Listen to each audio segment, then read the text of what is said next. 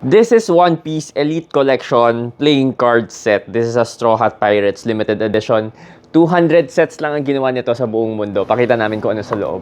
Sa loob ng box, you have 9 decks in foil top case. Collector case yan.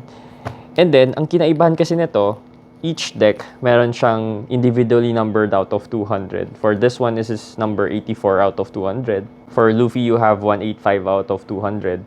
Chopper is 182 out of 200.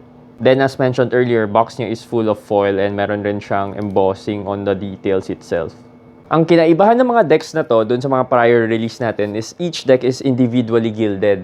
Ano ibig sabihin ng gilding? Yung ibig sabihin ng gilding is this one. Ito, tawag dito is gold gilding. So, meron siyang gold sa sides na yan na foil. Yan. Dito naman sa set na to, since individually gilded siya, so kung anong kulay ng deck, yun rin yung kulay ng gilding. So, this one is purple gilded. Ito green. Kay Luffy is red. Chopper is pink. Light green for this one and silver for this one. So, kayo na bahala. Pauna na lang. Yun lang.